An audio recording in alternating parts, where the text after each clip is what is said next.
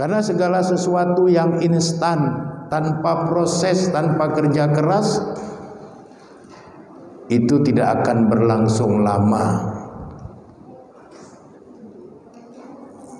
dan tidak akan pernah teruji dalam menghadapi hidup. Pengertian-pengertian ini harus kita berikan kepada generasi kita agar mereka terbiasa bekerja keras dan tidak terkejut dengan kerja-kerja keras itu sepanjang untuk memperoleh sesuatu yang halal sehingga dia bisa menafkahi dirinya dengan hal-hal yang halal dan baik yang bisa mengantarkan dia kepada keberkahan hidup yang nantinya akan membuat dia menjadi mulia dan jaya dalam hidupnya.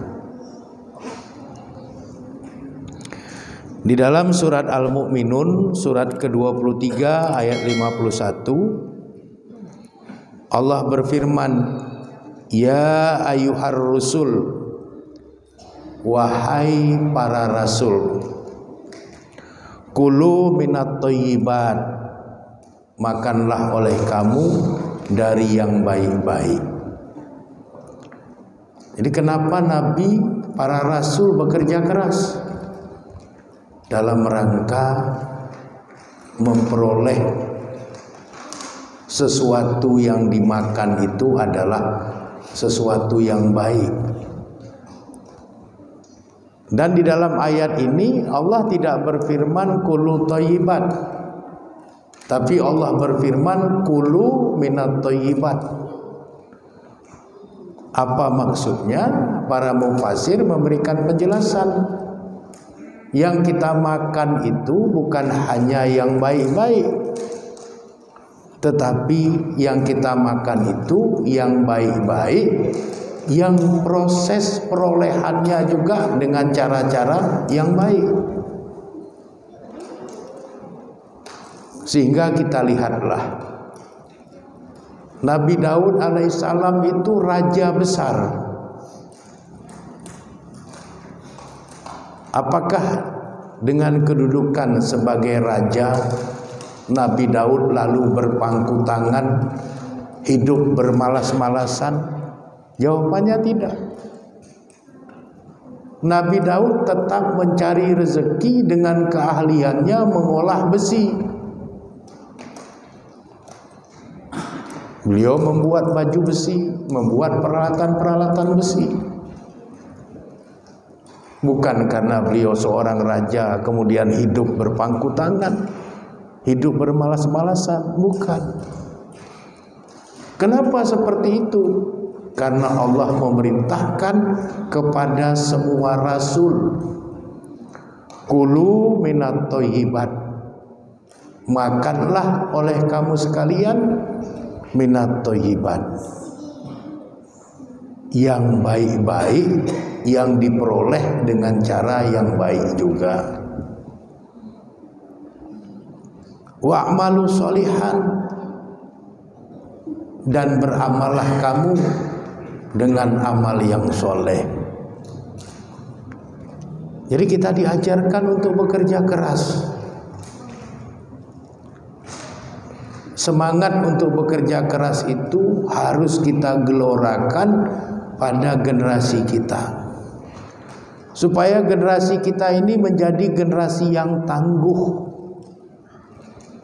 generasi yang kuat, yang cakap,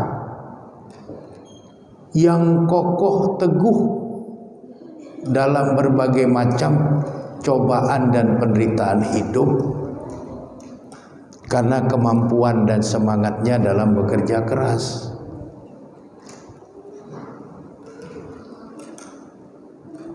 Karena tanpa kerja keras, umat Islam ini tidak akan pernah siap untuk berkompetisi dengan umat-umat lain.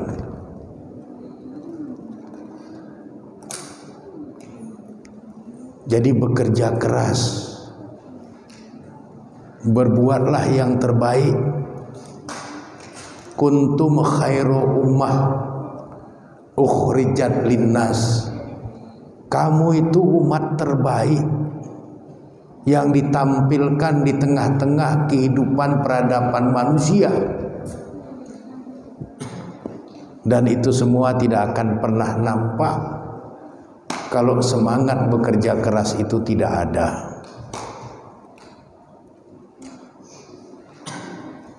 Oleh karenanya, bapak-bapak dan ibu-ibu jamaah pengajian rahimakumullah, semangat bekerja keras ini perlu kiranya bukan hanya sekedar kita pahami, tapi juga bisa kita contohkan untuk menjadi tauladan bagi generasi setelah kita. Allah berfirman dalam surat Al-Mu'minun ayat 51 ini bima ta'maluna alim. Sesungguhnya aku, kata Allah, terhadap apa-apa yang kamu kerjakan aku maha mengetahui. Jadi apakah kita sudah bekerja keras atau tidak? Apakah kita hidup dengan cara bermalas-malasan atau berpangku tangan saja? Ini semua diketahui oleh Allah. Karena Allah itu alim, maha mengetahui. Inilah yang membedakan Allah sebagai Al-Khaliq dengan manusia atau makhluk yang lainnya.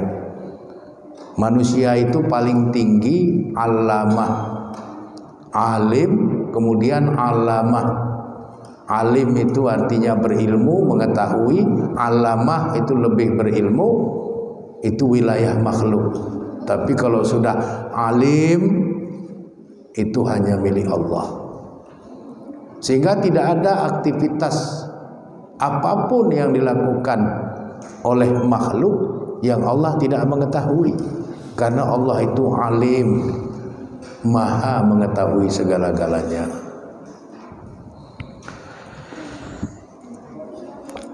Kemudian di dalam bekerja keras ini, baik sebagai orang yang mempekerjakan maupun sebagai orang yang bekerja, tentunya ada hak, ada kewajiban.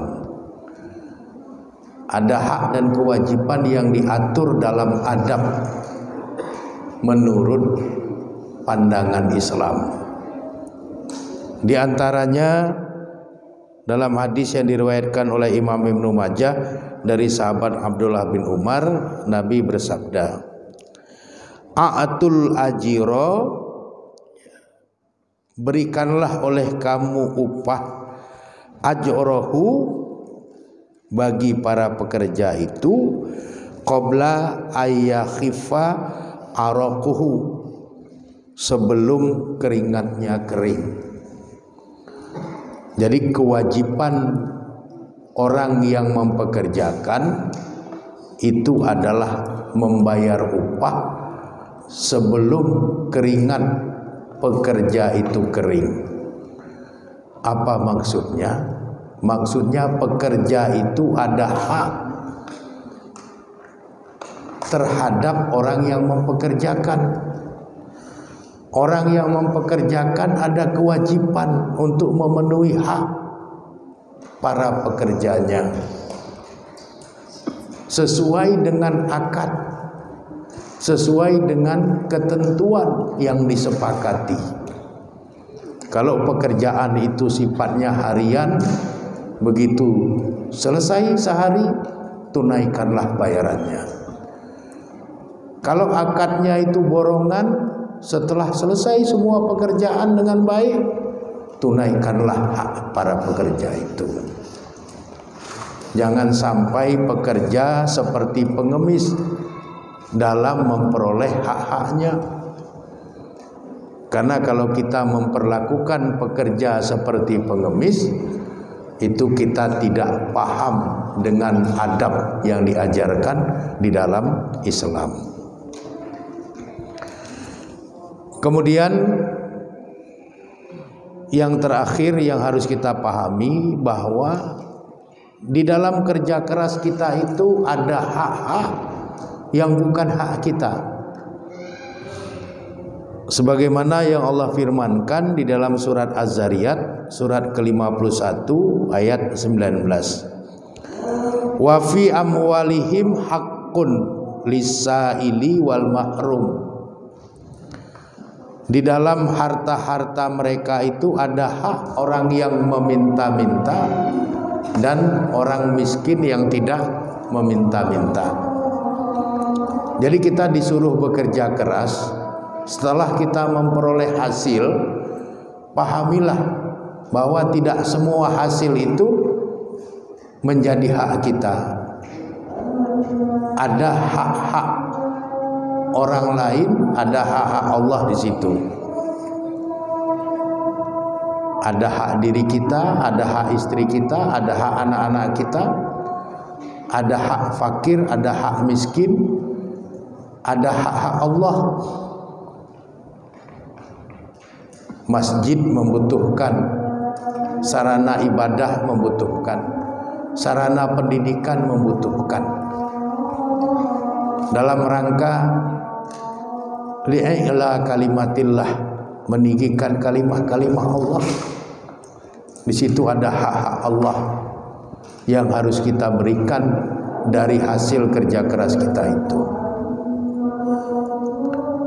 Dengan demikian, maka kita pahami, meskipun kita yang bekerja keras, hasil dari kita bekerja keras itu tidak semuanya menjadi hak kita. Ada yang menjadi hak kita, ada yang menjadi hak istri kita, ada yang menjadi hak anak-anak kita, ada yang menjadi hak ayah ibu kita kalau masih ada yang menjadi hak fakir, ada yang menjadi hak miskin, ada yang menjadi hak Allah, dan sebagainya. Itu harus kita pahami. Atas dasar itulah letihnya kita bekerja, Allah memberikan ampunan atas rasa letih kita itu. Karena yang menikmati hasil kerja keras kita itu bukan semata-mata hanya kita. Inilah satu konsepsi yang tidak dimiliki oleh konsepsi-konsepsi pemikiran yang lainnya. Dan kita bersyukur Islam punya konsep yang seperti ini. Inilah yang dapat saya sampaikan. Mudah-mudahan bermanfaat buat kita bersama. Kurang dan lebih saya memohon maaf. Pada Allah Subhanahu wa taala saya memohon ampunan. Adanallahu wa yakum ajma'in. Wallahu a'lam bishawab. Walhamdulillahirabbil alamin. Assalamualaikum warahmatullahi wabarakatuh.